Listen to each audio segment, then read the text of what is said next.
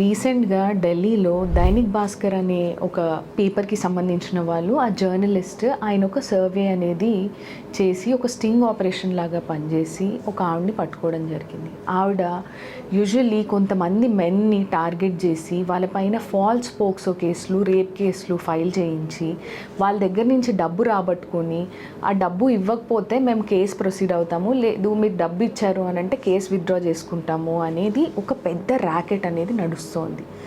So ఇటువంటివి కూడా జరుగుతున్నాయి. ఎవరో ఒక అన్నోన్ పర్సన్ మన పైన ఇటువంటి కేసెస్ ఫైల్ చేస్తే ఎలా రియాక్ట్ అవ్వాలి?